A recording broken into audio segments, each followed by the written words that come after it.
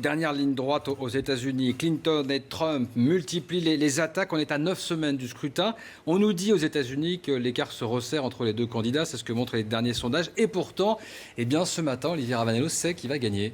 Oui, je peux à peu près vous affirmer que c'est Hillary Clinton. Pourquoi ?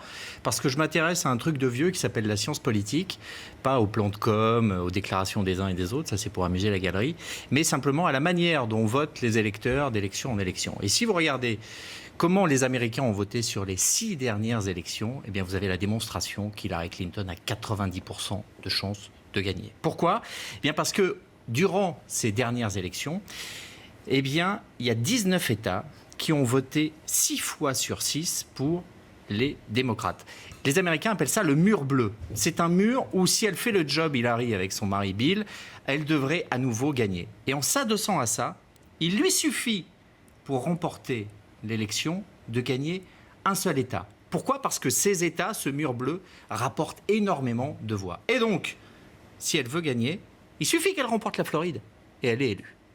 Vous voyez que c'est quand même pas la mer à boire. Si elle ne le sent pas, la Floride, elle peut éventuellement décider d'aller gagner des États qui ont déjà voté 5 fois sur 6 pour les démocrates, comme l'Ohio, le Nevada et le Nouveau-Mexique. Et ça suffit, elle serait élue.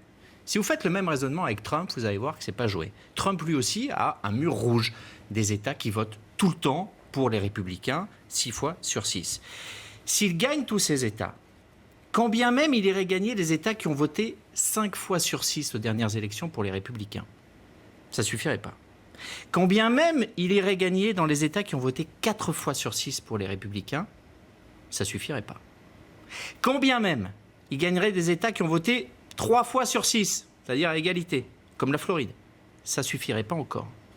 Quand bien même il irait gagner les États qui ont voté 2 fois seulement pour les Républicains, 2 fois, c'est pas joué, 2 fois sur 6.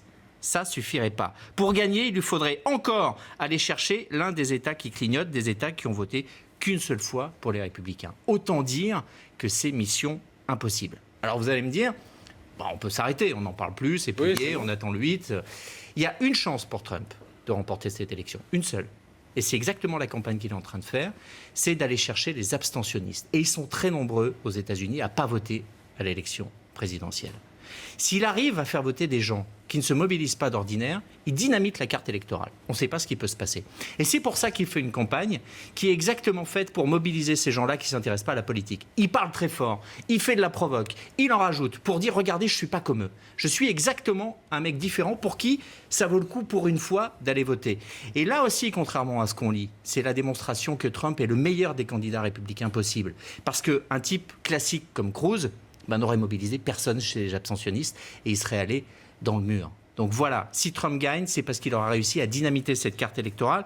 Vous voyez quand même, une fois que je vous ai expliqué ça, que ce n'est pas joué pour lui et qu'on peut raisonnablement penser que Clinton va gagner.